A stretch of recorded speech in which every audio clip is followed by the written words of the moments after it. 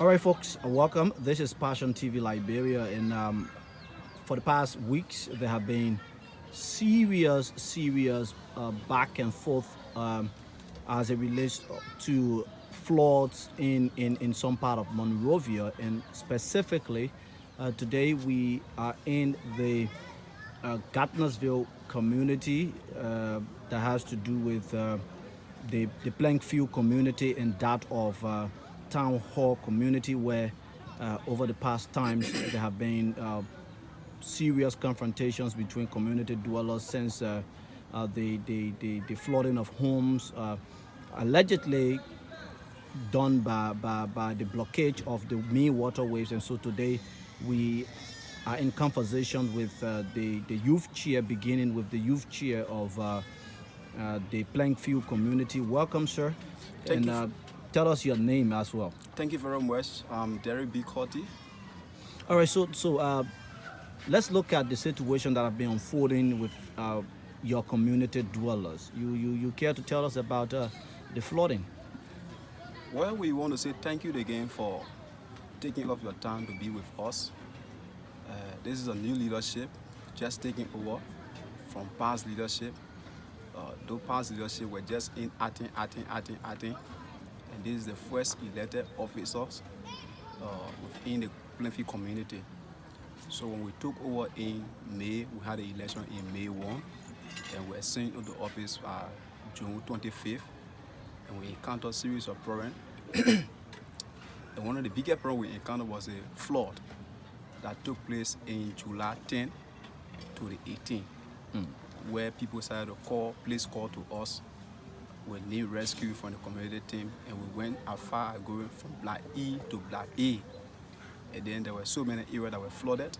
When you talk about Block A, where that specifically is? Block A is from the Benefit Junction, all the way around the St. Peter Junction right there.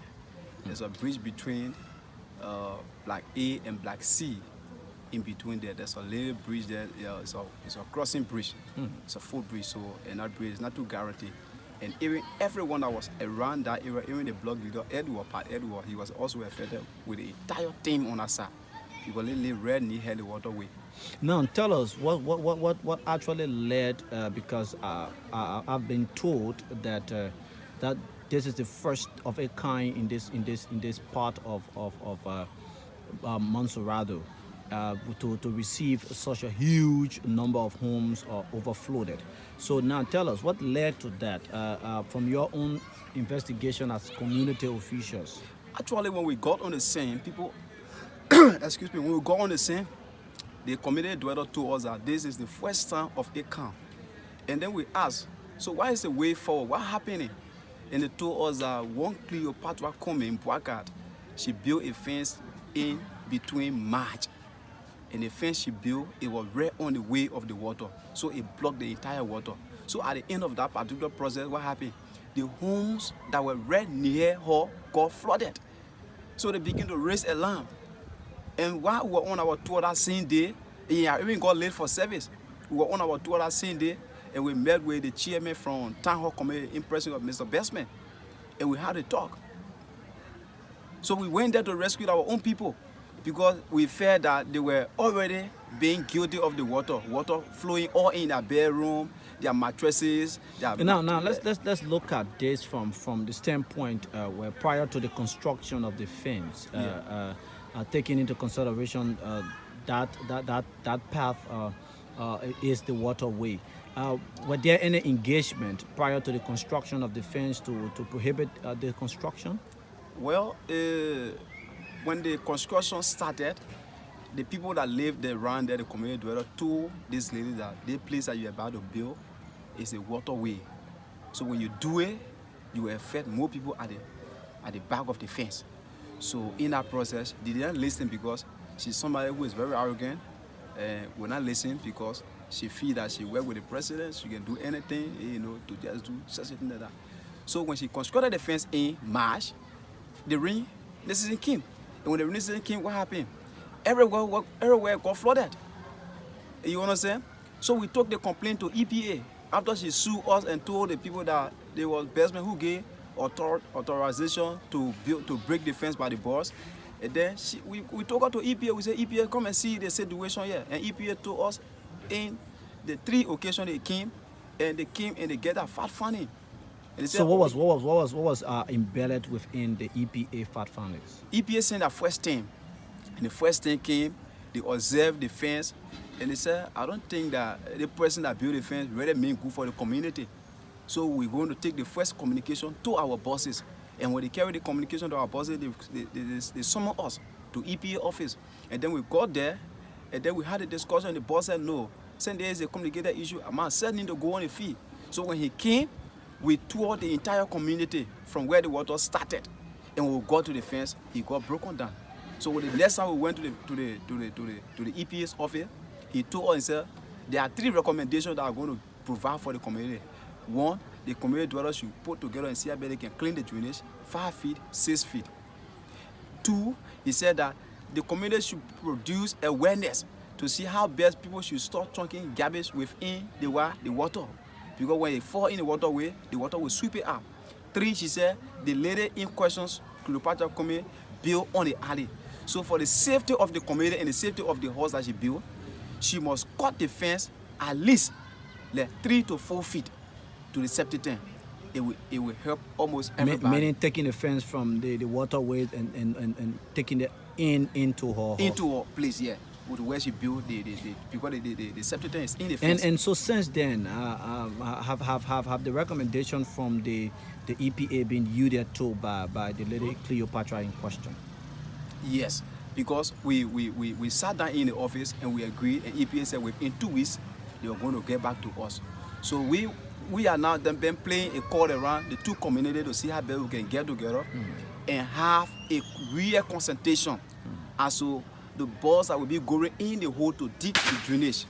So when we do that, we don't want to do a play where we bring people and then they come and then do the work without giving them something. So we're in communication with them to see how we can get it on fire. At least when they have 2, they will give us something. Now, in terms of this main problem, the fence, has it been relocated from that particular position? Since that time, it has not been relocated, and she's still in court. Well, were there actually a particular time frame set that if this is not done, then the EPA will come in again to take into consideration other measures? We went there. EPA said within 2 weeks time, and within the 2 weeks time, we should place a call to them because they have series of cases that they are going through. Have the 2 weeks elapsed? The 2 weeks should be ending this coming Friday. This coming Friday. And so, upon that deadline, what could be the next stand from? The community is already now putting things in place to see how best we can get some manpower far from the next community, far from the other community, to try to clean the drainage. From there, when we get to the fence, we'll call EPA and say, since you are recommended for the lady to dress the fence, she have not done so, so we don't want to go into it and then she drag out the code. And another issue that have been sparking up of late is this issue of your youth from this community playing field, which happens to be Block D, if I'm correct, and that of the Town Hall community, which happens to be Block A. Youth from both communities being told to go and break down her fence. How true is it? No young man will do such a thing like that to look at somebody on the property and go and damage it. We trust our young people, we trust our youth, we believe them, they listen to us. Even the very first day it happened, where the lady pick up food of police, and I got on the scene and I was able to talk to town hall boss. They can listen to me. And nobody, when she's saying that Mr. Bestman authorized people to go and do SYC and break offense, I don't think it is prudent, you know. Nobody want to do that. And our boss are serious for that. They won't do that. Okay, so your name again, and if there any other thing that you want to add that you weren't actually asked in this interview, you can go ahead and then climax with your name and your position as well. Well, I want to say thank you again. This is the community called Plainfield. We have been yamming for leadership, and we have the best leadership now. That everybody is working, so we are grateful to God for the leadership. We are grateful to the youth of the community they're with us, and we are placing call to them directly to and through to see how best we can get the community straightened up. And then from my end, I'm Derry B. Cody, the youth chairman of the Plainfield community. We want to say to Cleopatra Kome, you are not stronger than the law. We will not fight you with our bare hand, but we will deal with you directly with the law. And we know what the law is capable of doing. We know your track record, and we'll follow it to the end and see how best the court can rule in your process. Thank you so much. Thank you for talking to us. Okay, so welcome, ma'am. Welcome to Passion TV. Tell us which community you from, your name, and your position as well. Okay, I'm Retiel Tugbe from the Town Hall community, Pesebe Black A. Town Hall community. Town Hall community Black A. So tell us, since July or so, there have been this situation of floods in your community, Yes. and back and forth. Tell us what you know about that. I've been in our community for the past 10 years. Okay. And this going July 10, it was a heavy rainfall. And that rain affected more than 25 homes. And it affected the home because of the fence that the Parker community built. How do you know that? Because we have not experienced it before. Even when she was building the fence, the men that were building the fence came and told us that he didn't want to build the fence because it will affect people. But then she said the man should build the fence, and the man came and told us that we should go and tell Mr. Bestman because he did acting chair. At that time, Mr. Bestman was not around. We called him and said you were out of town, and we're afraid to go to tell to stop the fence because she has security. Anytime she building, she have to carry security alone. Who are some of those securities? They are police. We don't know what she's taking State them securities. from. Yeah, she carried them around to be with her while she's constructing her project. So we did not battle her until the project was over. So when the rain came down, we decided to find more time to go and address the issue. But instead of waiting, she collected the elder in the community and brought him to the court and said that they should stay the matter to South Beach. Now, let's look at the issue first surrounding this fence. In what year? You've been here for the past 10 years. Yes. In what year was this fence in question constructed? She entered the fence before the rain.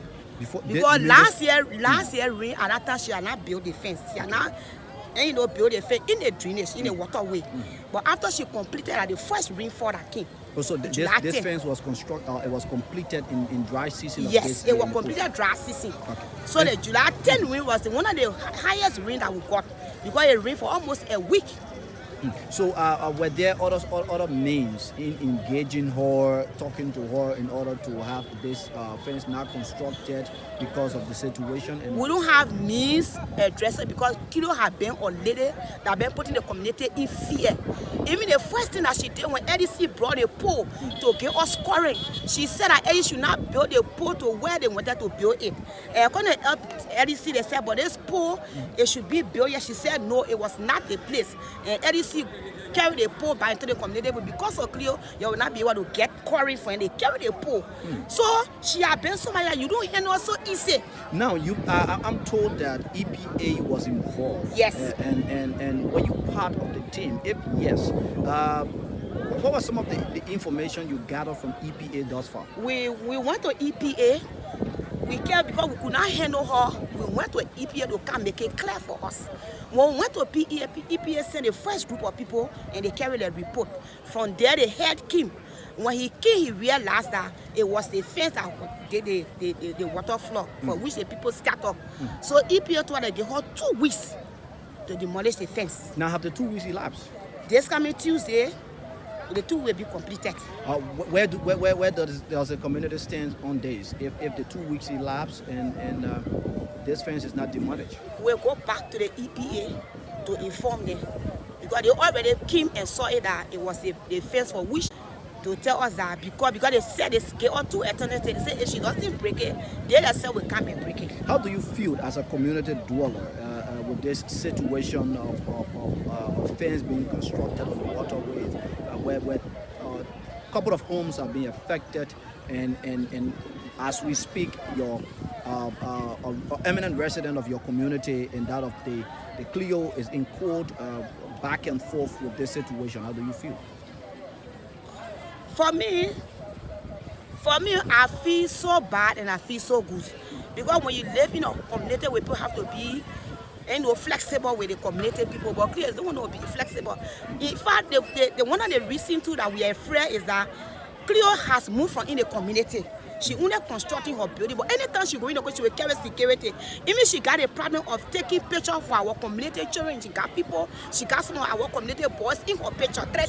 So do you think this poses fear to the resident people? That what we want for, even from here, we want to call people to come in and see how best, because anytime, anything can happen to any of our children. Because Clear carry street people in the community, and just carry pick up with police, and she will just point at the person, arrest the person, the distance so to me, and the police will start, ain't no holding the police will cause crumble, and the police will lead that person, will pull off the go. So how long has this been? It has been from month before last, over and over. Since this situation started? Yes. All right, your final comment. Anything you would like to ask that you don't say that you weren't asked? The only thing we want is that we want for the fence to be destroyed so that we can have the water for the water to run, so that the next rainy season will not be affected. Okay, your name again? Rodell. Your fourth name? Rodell Tube. Thank you. All right, again, we are in conversation with another young man. There have been this rivalry of flooding between the town hall community and that of the playing field, where a couple of months, weeks ago, there were some serious situation with floods in the community, and we've been in conversation with another young man. Welcome, my brother. Yeah, welcome. Town hall or the playing field community? I'm Pogo Logo S. Bangari. I'm the official spokesperson of Plainfield Community Territory Number 11 Canalsville, one of the effective community. Okay, so let's look at your community, the situation within your community. You care to tell us surrounding this flooding, where members of the community are currently in court of somebody's accusing another person of breaking down their fence and all of that? Yes, brother. Because we've been in your community where a heavy rainfall, don't notice the amount of flood that we notice when we experience the gone time. So when the heavy rain fall this gone July, that took over the two communities. So the leadership of both communities decided to take a tour around the community to find out the way file or to notice what was going on. So when they came, there is a main waterway that separates the both communities.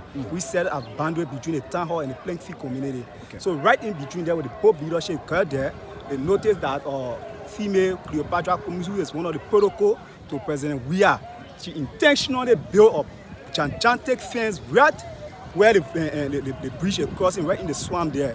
So when the community people noticed it, and they decided to ask her to intervene, telling her that, oh, madam, we noticed that this fence you built here is the cause of the water not pooling, and we noticed the huge fall of flood in the both community. So I think we all can work in hands and see how best we can harmonize things to put things under control and see how best we can move forward. But the madam insisted and she refused to do that. She challenged authority, and even when the water... You mean the authority of the community? The authority of both communities. She challenged them, and when the heavy rainfall came, the pooling of the water in the swamp fell the bridge down. So due to that, she said that the community or leadership from town hall instructed young guys to break down her fence. So she took the leadership to the court for verification process. But when we invited the EPA team to look at the situation, the EPA special team came in the community. When they took a tour around with both communities, they went there and they noticed, they said, no, but we don't think that people intentionally break the fence down. It's the heavy pool of water, because yes, the main waterway, and we see in the swamp there where so all water. EPA Inspector General said it was due to the passage of the water. Very good. The force broke the fence. The fence, yes, the force of the water broke the fence down. Okay. So when they investigated, they invited both community leadership, including the Cleopatra Cummings woman at the EPA and head office at Sinko for verification. For a final hearing. So the EPA special team instructed her to break down the fence in 2 weeks at the main waterway, and gave the community the go-ahead to in 2 weeks? In 2 weeks' time. And gave the community the go-ahead to clean the drainage and put stop to people from putting tight within the drainage. And let's look at the duration given by the EPA. Since that was since when? Since last week. This is the second week we are approaching now. when you say the second week, is it the third day in the second week? I think this is the third day in the second week. Okay. So that duration expected to end when? It's expected to end next week, Tuesday. Next Tuesday. Yes, so we're expecting the EPA team to be with us in the community because they instructed us. I mean, they instructed us to break offender because there's on no condition or you can bear offense on the waterway where leading towards a major area where the water needs to settle. Then you can't bear offense down. So if that isn't done, what's going to be the stand of the community of both communities' leadership? Well, both community leadership have already decided to work together as team. We have the final authority that is responsible for all affected area within our society. The EPA, the Environmental Protection Agency, have already given a final saying that fence should be break down in 2 weeks' time. So we are waiting for that appropriate time to see how best we can work in line with the EPA inspection team to see how best they can carry on the demolition process, because we are aware that they don't want to be responsible to do that. And you cannot go against the law. The government has already ruled into the process, and you need to desist from challenging authority and do the appropriate thing. So as a law-abiding citizen in person of Cleopatra Cummings, we are appealing to her to do the appropriate thing by listening to EPA instruction, to do the appropriate thing by damaging that fence. Let the community see how best they can clean all the drainages to safeguard our people. But challenging the leadership of the community will have no option but to work in line with EPA to damage our property. All right, so you say your name again and your position as well in the Plainfield community. I'm Pogo Logo S. Bangadi. I'm the official spokesperson. Okay, thank you for talking to us. Thank you too for. All right, welcome, sir. Welcome to Passion TV. Tell us your name and decide which one of the communities you're from and your position as well. Yeah, I'm Mohammed B. Kiadi from the Ghana Town Hall community. I'm the youth chairman. All right, Mr. Keddy, let's talk about this issue surrounding the floods that took place in this community in last month. Give us your own experience surrounding that. Yes, thank you so much. You see, the flood that took place on July 10 this year. I mean, it was very, very devastating to some, dwellers of the Ghana Town Hall community, because the rain fall, 30 days, intensive 30 days, and then when we woke up, on the third day, we just saw the floor, and that almost took half of the community.